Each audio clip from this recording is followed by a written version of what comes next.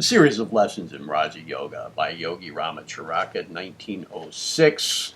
Lesson 4 was mental control. This is lesson 5, the cultivation of attention. In our last lesson, we called your attention to the fact that the yogis devote considerable time and practice to the acquirement of concentration. And we also had something to say regarding the relation of attention to the subject of concentration. In this lesson, we shall have more to say on the subject of attention, for it is one of the important things relating to the practice of Raja Yoga, and the yogis insist upon their students practicing systematically to develop, and cultivate the faculty. Attention lies at the base of willpower, and the cultivation of one makes easy the exercise of the other. To explain why we lay so much importance to the cultivation of attention, would necessitate our anticipating future lessons of this series, which we do not deem advisable at this time, and so we must ask our students to take our word for it, that all that we have said or have to say regarding the importance of the cultivation of attention is occasioned by the relation of that subject to the use of the mind in certain directions, as will appear fully later on. In order to let you know that we are not advancing some peculiar theory of the yogis, which may not be in harmony with modern Western science, we give you in this article a number of quotations from Western writers and thinkers touching upon this important faculty of the mind, so that you may see that the West and the East agree upon this main point. However different may be their explanations of the fact, or their use of the power gained by the cultivation of attention. As we said in our last lesson, the word attention is derived from two Latin words, altendere, meaning to stretch toward, which is really what attention is.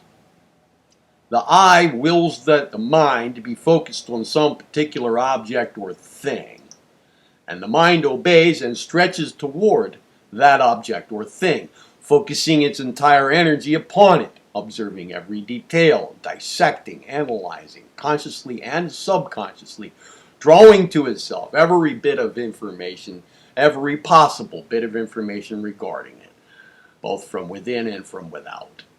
We cannot lay too much stress upon the acquirement of this great faculty, or rather the development of it, for it is necessary for the intelligent study of Raja Yoga. In order to bring out the importance of the subject, suppose we start in by actually giving our attention to the subject of attention, and to see how much more there is in it than we had thought. We shall be well repaid for the amount of time and trouble expended upon it. Attention has been defined as a focusing of consciousness, or if one prefers the form of expression, as detention in consciousness. In the first case, we may liken it to the action of the sun glass through which the sun's rays are concentrated upon an object, the result being that the heat is gathered together at a small given point, the intensity of the same being raised many degrees until the heat is sufficient to burn a piece of wood or evaporate water. If the rays were not focused, the same rays and heat would have been scattered over a large surface and the effect and power lessened. And so it is with the mind. If it is allowed to scatter itself over the entire field of the subject, it would exert but little power and the results will be weak. But if it is passed through the sunglass of attention and focused first over one part and then over another and so on, the matter may be mastered in detail and a result accomplished that will seem a little less than marvelous to those who do not know the secret. Thompson has said, the experiences most permanently impressed upon the consciousness are those upon which the greatest amount of attention has been fixed. Another writer upon the subject has said that Attention is so essentially necessary to understanding that without some degree of it, the ideas and perceptions that pass through the mind seem to leave no trace behind them. Hamilton said, "An act of attention, that is, an act of concentration, seems thus necessary to every exertion of consciousness, and a certain contraction of the pupil is requisite to every exertion of vision. Attention then is to consciousness what the contraction of the pupil is to sight, or to the eye of the mind what the microscope or telescope is to the bodily eye. It constitutes the better half of all intellectual power." Brodie adds quite forcefully, "It is attention, much more than any difference in the abstract power of reasoning, which constitutes the vast difference which exists between minds of different individuals." Butler gives us this important testimony: "The most important intellectual habit I know of is the habit of attending exclusively to the matter in hand. It is commonly said that genius cannot be infused by education, yet this power of concentrated attention, which belongs as a part of his gift to every great observer, is unquestionably capable of almost indefinite augmentation by resolute practice." And concluding this review of opinions and endorsements of that which the yogis have so much to say, and to which they attach so much importance, let us listen to the words of Beattie, who says, "The force therewith anything strikes the mind is generally in proportion to the degree of attention bestowed upon it. Moreover, the great art of memory is attention, and inattentive people always have bad memories. There are two general kinds of attention. The first is the attention directed within the mind upon mental objects and concepts. The other is the attention directed outward upon objects external to ourselves. The same general rules and laws apply to both equally. Likewise, there may be drawn another distinction and a division of attention into two classes. Attention attracted by some impression coming into consciousness without any conscious effort of the will. This is called involuntary attention, for the attention and interest is caught by the attractiveness or novelty of the object. Attention directed to some object by an effort of the will is called voluntary attention. Involuntary attention is quite common and requires no special training. In fact, of the lower animals and young children seem to have a greater share of it than do the adults. A great percentage of men and women never get beyond this stage to any marked degree. On the other hand, voluntary attention requires effort, will, and determination, a certain mental training that is beyond the majority of people, for they will not, so to speak, take the trouble to direct their attention in this way. Voluntary attention is the mark of the student and other thoughtful men. They focus their minds on objects that do not yield immediate interest or pleasure, in order that they may learn and accomplish. The careless person will not thus fasten his attention, at least not more than a moment or so, for his involuntary attention is soon attracted by some passing object of no matter how trifling it is, and the voluntary attention disappears and is forgotten. Voluntary attention is developed by practice and perseverance, and is well worth the trouble, for nothing in the mental world is accomplished without its use. The attention does not readily fasten itself to uninteresting objects, and unless interest can be created, it requires a considerable degree of voluntary attention in order that the mind may be fastened upon such an object. And more than this, even if the ordinary attention is attracted, it will soon waver, unless there is some interesting change in the aspect of the object that will give the attention a fresh hold of interest, or unless some new quality, characteristic, or property manifests itself in the object.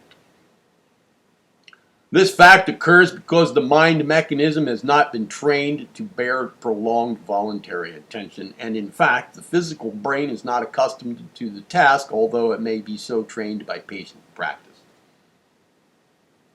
It has been noticed by investigators that the attention may be rested and freshened either by withdrawing the voluntary attention from the object and following the attention to manifest along involuntary lines toward passing objects, and so forth, or on the other hand,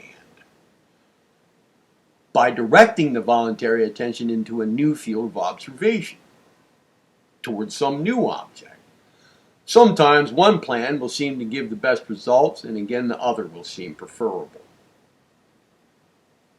We have called your attention to the fact that interest develops attention and holds it fixed, while an uninteresting object or subject requires a much greater effort and application. This fact is apparent to anyone. A common illustration may be found in the matter of reading a book. Nearly everyone will give his undivided attention to some bright, thrilling story, while but few are able to use sufficient voluntary attention to master the pages of some scientific work. But right here, we wish to call your attention to the other side of the case, which is another example of the fact that truth is composed of paradoxes. Just as interest develops attention, so it is a truth that attention develops interest. If one will take the trouble to give a little voluntary attention to an object, he will soon find that a little perseverance will bring to light points of interest in that object. Therefore, things before unseen and unsuspected are quickly brought to light, and many new phases and aspects of the subject or object are seen, each one of which in turn becomes an object of interest. This is a fact not so generally known, and one that it will be well for you to remember and to use in practice. Look for the interesting features of an uninteresting thing, and they will appear to your view. And before long, the uninteresting object will have changed into a thing having many-sided interests. Voluntary attention is one of the signs of a developed will. That is, of a mind that has been well trained by the will, for the will is always strong, and it is the mind that has to be trained, not the will. And on the other hand, one of the best ways to train the mind by the will is by practicing voluntary attention. So you see how the rule works both ways. Some Western psychologists have even advanced theories that the voluntary attention is the only power of the will, and that power is sufficient, for if the attention be firmly fixed and held upon an object, the mind will do the rest. We do not agree with this school of philosophers, but merely mention the fact as an illustration of the importance attributed by psychologists to this matter of voluntary attention. A man of a strongly developed attention often accomplishes far more than some much brighter man who lacks it. Voluntary attention and application is a very good substitute for genius, and often accomplishes far more in the long run. Voluntary attention is the fixing of the mind earnestly and intently upon some particular object, at the same time shutting out from consciousness other objects pressing for entrance. Hamilton has defined it as consciousness voluntarily applied under its law of limitations to some determinate object. The same writer goes on to state that the greater the number of objects to which our consciousness is simultaneously extended, the smaller is the intensity with which it is able to consider each, and consequently the less vivid and distinct will be the information it contains of the several objects. When our interest in any particular object is excited, and when we wish to obtain all the knowledge concerning it in our power, it behooves us to limit our consideration to that object to the exclusion of others.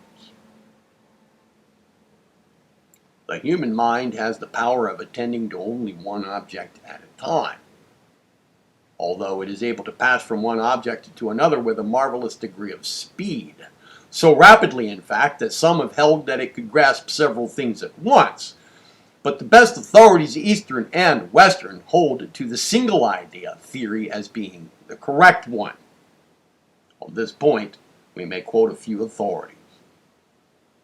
Geoffroy says that it is established by experience that we cannot give our attention to two different objects at the same time.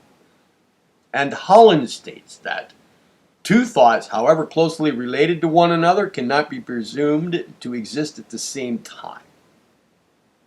And Lewis has told us that the nature of our organism prevents our having more than one aspect of an object at each instant presented to consciousness. Whately says, the best philosophers are agreed that the mind cannot actually attend to more than one thing at a time, but when it appears to be doing so, it is really shifting with prodigious rapidity backward and forward from the one to the other. By giving a concentrated voluntary attention to an object, we not only are able to see and to think about it with the greatest possible degree of clearness, but the mind has a tendency, under such circumstances, to bring into the field of consciousness all the different ideas associated in our memory with that object or subject, and to build around the object or subject a mass of associated facts and information. And at the same time, the attention given to the subject makes more vivid and clear all that we learn about the thing at the time, and in fact, all that we may afterwards learn about it. It seems to cut a channel through which knowledge flows. Attention magnifies and increases the powers of perception and greatly aids in the exercise of the perceptive faculties. By paying attention to something seen or heard, one is enabled to observe the details of the things seen or heard, and where the inattentive mind acquires, say, 3 impressions, the attentive mind absorbs 3 times 3, or perhaps 3 times 3 times 3, or so on. And as we have just said, attention brings into play the powers of association, and gives us the loose end of an almost infinite chain of associated facts, stored away in our memory, forming new combinations of facts which we had never grouped together before, and bring out into the field of consciousness all the many scraps of information regarding the thing to which we are giving attention. The proof of this is within the experience of everyone. Where is the one who does not remember sitting down to some writing, painting, reading, etc., with interest and attention, and finding, much to his surprise, what a flow of facts regarding the matter in hand was passing through his mind? Attention seems to focus all the knowledge of a thing that you possess, and by bringing it to a point enables you to combine, associate, classify, and so on, and thus create new knowledge. Gibbon tells us that after he gave a brief glance and consideration to a new subject, he suspended further work upon it, and allowed his mind, under concentrated attention, to bring forth all his associated knowledge regarding the subject, after which he renewed the task with increased power and efficiency. The more one's attention is fixed upon a subject under consideration, the deeper is the impression which the subject leaves upon the mind, and the easier will it be for him to afterwards pursue the same train of thought and work. Attention is a prerequisite of good memory, and in fact there can be no memory at all unless some degree of attention is given. The degree of memory depends upon the degree of attention and interest.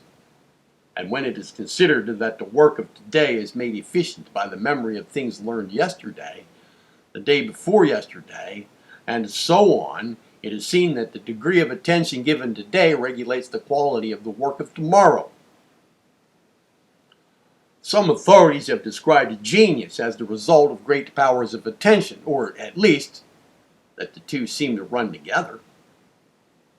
Some writer has said that possibly the best definition of genius is the power of concentrating upon some one given subject until its possibilities are exhausted and absorbed. Simpson has said that the power and habit of thinking closely and continuously upon the subject at hand, to the exclusion, for the time, of all other subjects, is one of the principal, if indeed not the principal, means of success.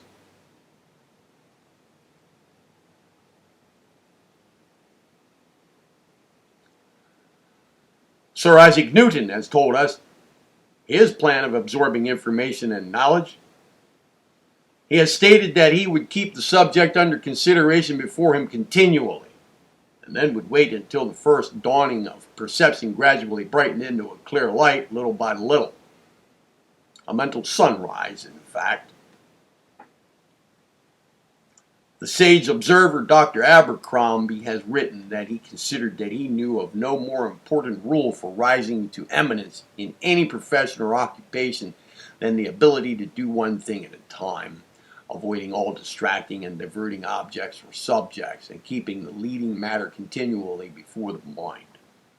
And others have added that such a course will enable one to observe relations between the subject and other things that will not be apparent to the careless observer or student. The degree of attention cultivated by a man is the degree of his capacity for intellectual work. As we have said, the great men of all walks of life have developed this faculty to a wonderful degree, and many of them seem to get results intuitively, whereas in truth they obtain them by reason of their concentrated power of attention, which enables them to see right into the center of a subject or a proposition, and all around it, back and front, and all sides, in a space of time incredible to the man who has not cultivated this mighty power.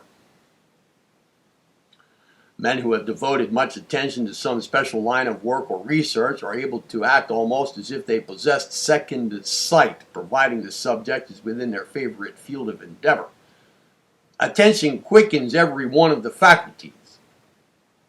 The reasoning faculties, the senses, the deriding the qualities, the analytical faculties, and so on, each being given a fine edge by their use under a concentrated attention.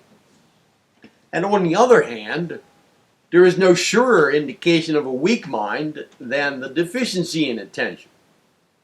This weakness may arise from illness or physical weakness reacting upon the brain, in which case the trouble is but temporary. Or it may arise from a lack of mental development. Imbeciles and idiots have little or no attention. The great French psychologist Lois, speaking of this fact, says, imbeciles and idiots see badly, hear badly, feel badly, and their sensorium is in consequence in a similar condition of sensitive poverty. Its impressionability for the things of the external world is at a minimum, its sensibility weak, and consequently it is difficult to provoke the physiological condition necessary for the absorption of external impression. In old age, the attention is the first faculty to show signs of decay. Some authorities have held that the memory was the first faculty to be affected by the approach of old age, but this is incorrect. For it is a matter of common experience that the aged manifest a wonderfully clear memory of events occurring in the far past. The reason that their memory of recent events is so poor is because their failing powers of attention has prevented them from receiving strong, clear mental impressions. And as is the impression, so is the memory. Their early impressions, having been clear and strong, are easily recalled, while their later ones, being weak, are recalled with difficulty. If the memory were at fault, it would be difficult for them to recall any impression, recent or far distant in time. But we must stop quoting examples and authorities and urging upon you the importance of the faculty of attention. If you do not now realize it, it is because you have not given the subject the attention that you should have exercised. And further repetition would not remedy matters. Admitting the importance of attention. From the physiological point of view, not to speak of the occult side of the subject, is it not a matter of importance for you to start in to cultivate that faculty? We think so. And the only way to cultivate any mental or physical part or faculty is to exercise it. Exercise uses up a muscle or mental faculty, but the organism makes haste to rush to the scene additional material, cell stuff, nerve force, etc., to repair the waste, and it always sends a little more than is needed. And this little more, continually accruing and increasing, is what increases the muscles and the brain centers. And improved and strengthened brain centers give the mind better instruments with which to work. One of the first things to do in the cultivation of attention is to learn to think of and do one thing at a time. Acquiring the knack or habit of attending closely to the things before us, and then passing on to the next thing and treating it in the same way, is most conducive to success. And its practice is the best exercise for the cultivation of the faculty of attention. And on the contrary, there is nothing more harmful from the point of view of successful performance, and nothing that will do more to destroy the power of giving attention than the habit of trying to do one thing while thinking of another. And the thinking part of the mind and the acting part should work together, not in opposition. Dr. Beatty, speaking of this subject, tells us it is a matter of no small importance that we acquire the habit of doing only one thing at a time, by which I mean that while attending to any one object, our thoughts ought not to wander to another. And Granville adds, a frequent cause of failure in the faculty of attention is striving to think of more than one thing at a time. And Kay quotes approvingly a writer who says, she did things easily because she attended to them in the doing. When she made bread, she thought of the bread, not of the fashion of her next dress or of her partner at the last dance. Lord Chesterfield said, there is time enough for everything in the course of the day if you do but one thing at a time. But there is not enough time in the year if you try to do two things at a time.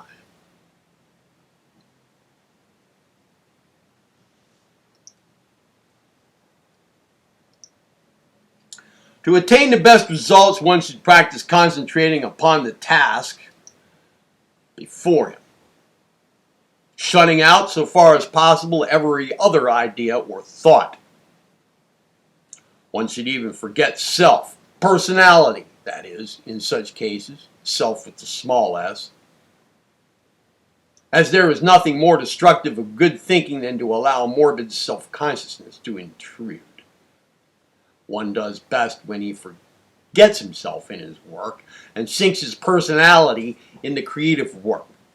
The earnest man or woman is the one who sinks personality in the desired result or performance of the task undertaken. The actor or preacher or orator or writer must lose sight of himself to get the best results. Keep the attention fixed on the thing before you and let the self take care of itself. That's self again with the small s. Excuse me. In connection with the above, we may relate an anecdote of Whately that may be interesting in connection with the consideration of this subject of losing oneself in the task.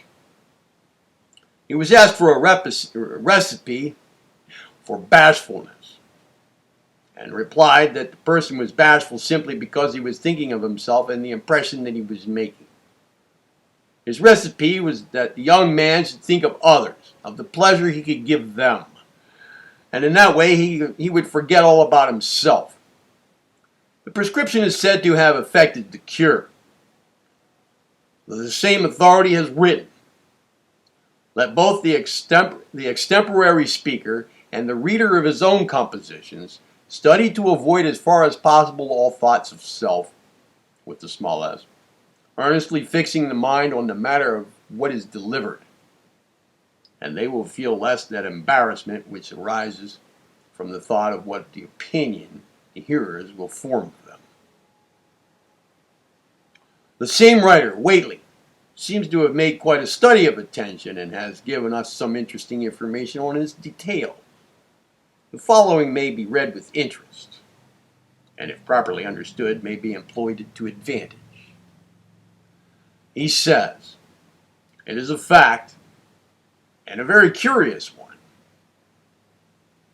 that many people find that they can best attend to any serious matter when they are occupied with something else, which requires a little, and but a little, attention, such as working with the needle, cutting open paper leaves, or for want of such employment, fiddling anyhow with the fingers. He does not give the reason for this, and at first sight it might seem like a contradiction of the one thing at a time idea. But a closer examination will show us that the minor work, the cutting leaves, etc., is in the nature of an involuntary or automatic movement, inasmuch as it requires little or no voluntary attention, and seems to do itself. It does not take off the attention from the main subject, but perhaps acts to catch the waste attention that often tries to divide the attention from some voluntary act to another. The habit mind may be doing one thing while the attention is fixed on another.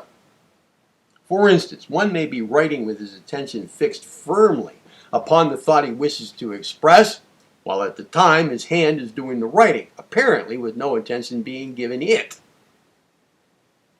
But let a boy or a person unaccustomed to writing try to express his thoughts in this way, and you will find that he is hampered in the flow of his thoughts by the fact that he has to give much attention to the mechanical act of writing. In the same way, the beginner on the typewriter finds it difficult to compose to the machine, while the experienced typist finds the mechanical movements no hindrance whatever to the flow of thought and focusing of attention. In fact, many find that they can compose much better while using the typewriter than they can by dictating to a stenographer. We think that you may see the principle here. Okay, now for a little mental drill in attention, that you may be started on the road to cultivate this important faculty. Mental drill in attention. Exercise 1. Begin by taking some familiar object and placing it before you. Try to get as many impressions regarding it as is possible for you. Study its shape, its color, its size, and the 1,001 little peculiarities about it that present themselves to your attention. In doing this, reduce the thing to its simplest parts. Analyze it as far as is possible. Dissect it mentally and study its parts in detail. The more simple and small the part to be considered, the more clearly will the impression be received, and the more vividly will it be recalled. Reduce the thing to the smallest possible proportions, and then examine each portion. And mastering that, then pass on to the next part, and so on until you have covered the entire field. Then, when you have exhausted the object, take a pencil and paper and put down as nearly as possible all the things or details of the object examined. When you have done this, compare the written description with the object itself, and see how many things you have failed to note. The next day, take up the same object, and after re-examining it, write down the details, and you will find that you will have stored away a greater number of impressions regarding it, and moreover, you will have discovered many new details during your second examination. This exercise strengthens the memory as well as the attention, for the two are closely connected, the memory depending largely upon the clearness and the strength of the impressions received, while the impressions depend upon the amount of attention given to the thing observed. Do not tire yourself with this exercise, for a tired attention is a poor attention. Better try it by degrees, increasing the task a little each time you try it. Make a game of it if you like, and you will find it quite interesting to notice the steady, but gradual improvement. will be interesting to practice this in connection with some friend, varying the exercise by both examining the object and writing down their impressions separately and then comparing results. This adds interest to the task, and you will be surprised to see how rapidly both of you increase in your powers of observation, which powers, of course, result from attention. Exercise 2. This exercise is but a variation of the first one. It consists in entering a room and making a hasty glance around and then walking out. And afterward, writing down the number of things you have observed with a description of each. You will be surprised to observe how many things you have missed at first sight, and how you will improve in observation by a little practice. This exercise also may be improved by the assistance of a friend, as related in the last exercise. It is astonishing how many details one may observe and remember after a little practice. It is related of Houdin, the French conjurer, that he improved and developed his faculty of attention and memory by playing this game with a young relative. They would pass by a shop window, taking a hasty, attentive glance at its contents. Then they would go around the corner and compare notes. At first, they could remember only a few prominent articles. That is, their attention could grasp only a few. But as they developed by practice, they found that they could observe and remember a vast number of things and objects in the window. And at last, it is related that Houdin could pass rapidly before any large shop window, bestowing upon it but one hasty glance, and then tell the names of and closely described nearly every object in plain sight in the window. The feat was accomplished by the fact that the cultivated attention enabled Houdin to fasten upon his mind a vivid mental image of the window and its contents, and then he was able to describe the articles one by one from the picture in his mind. Houdin taught his son to develop attention by a simple exercise which may be interesting and of value to you. He would lay down a domino before the boy, a 5-4, for example. He would require the boy to tell him the combined number at once, without allowing him to stop to count the spots one by one. 9, the boy would answer after a moment's hesitation. Well, then another domino, a 3-4, would be added. That makes 16, cried the boy. 2 dominoes at a time was the second day's task. And the next day, 3 was the standard. The next day, 4, and so on, until the boy was able to handle 12 dominoes. That is to say, give instantaneously the total number of spots on 12 dominoes after a single glance. This was attention in earnest, and shows what practice will do to develop a faculty. The result was shown by the wonderful powers of observation, memory, and attention, together with instantaneous mental action that the boy developed. Not only was he able to add dominoes instantaneously, but he had powers of observation and so on that seemed little short of miraculous. And yet it is related that he had poor attention and a deficient memory to start with. If this seems incredible, let us remember how old whist players note and remember every card in the pack and can tell whether they have been played or not, and all the circumstances attending upon them. The same is true of chess players who observe every move and can relate the whole game in detail long after it's been played. And remember also how one woman may pass another woman on the street, and without seeming to give her more than a careless glance, may be able to relate in detail every feature of the other woman's apparel, including its color, texture, style of fashioning, probable price of the material, etc. And a mere man would have noticed scarcely anything about it, because he would not have given it any attention. But how soon would that man learn to equal his sister in attention and observation of women's wearing apparel if his business success depended upon it? or if his speculative instinct was called into play by a wager with some friend as to who could remember the most about a woman's clothing seen in a passing glance. You see, it's all a matter of interest and attention. But we forget that the attention may be developed and cultivated, and we complain that we cannot remember things, or that we do not seem to be able to take notice. A little practice will do wonders in this direction. Now, while the above exercises will develop your memory and powers of observation, still that it is not the main reason that we have given them to you. We have an ulterior object that will appear in time. We aim to develop your willpower, and we know that attention stands at the gate of willpower. In order to be able to use your will, you must be able to focus the attention forcibly and distinctly. And these childish exercises will help you to develop the mental muscles of the attention.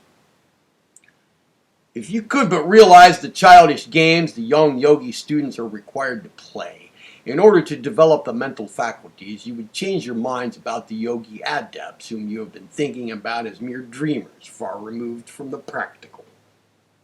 These men and their students are intensely practical. They have gained the mastery of the mind and its faculties and are able to use them as sharp-edged tools, while the untrained man finds that he has but a dull, unsharpened blade that will do nothing but hack and hew roughly, instead of being able to produce the finished product. The yogi believes in giving the eye good tools with which to work, and he spends much time in tempering and sharpening these tools. Oh no, the yogi are not idle dreamers. Their grasp of practical things would surprise many a practical, matter-of-fact Western businessman if he could but observe it. And so we ask you to practice observing things. The two exercises we have given are but indications of the general line. We could give you thousands, but you can prepare them yourselves as well as could we. The little Hindu boy is taught attention by being asked to note and remember the number, color, character, and other details of a number of colored stones, jewelry, and the like, shown for an instant in an open palm, the hand being closed the moment after. He is taught to note and describe passing travelers, and houses that he sees on his journeys, and thousands of other everyday objects. The results are almost marvelous. In this way he is prepared as a chela or student, and he brings to his guru or teacher a brain well developed, a mind thoroughly trained to obey the will of the eye, and with faculties quickened to perceive instantly that which others would fail to see in a fortnight. It is true that he does not turn these faculties to business or to other so-called practical pursuits, but prefers to devote them to abstract studies and pursuits outside of that which the Western man considers to be the end and the aim of life. But remember that the two civilizations are quite different, following different ideals, having different economic conditions, living in different worlds, as it were. But that is all a matter of taste and ideal. The faculty for the practical life of the West is possessed by the chela, if he saw fit to use it. But all Hindu youths are not chelas, remember, nor are all Western youths captains of industry or Edisons. Mantras or affirmations for this lesson.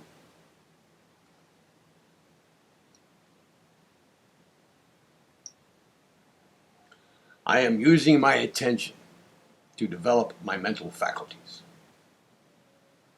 so as to give the eye a perfect instrument with which to work. The mind is my instrument, and I am bringing it to a state of capacity for perfect work.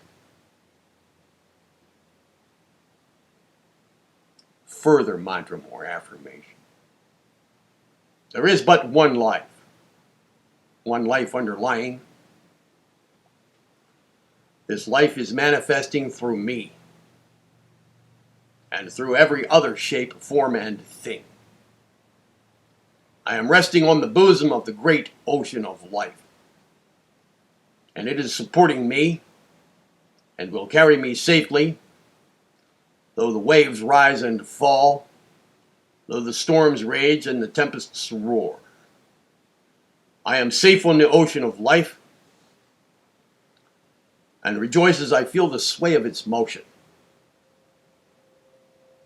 Nothing can harm me. Though changes may come and go, I am safe. I am one with the all life, and its power, knowledge, and peace are beneath, underneath, and within me. Oh, one life, express thyself through me. Carry me now on the crest of the wave, now deep down in the trough of the ocean, supported always by thee. All is good to me, and I feel thy life moving in and through me. I am alive through thy life, and I open myself to thy full manifestation and inflow.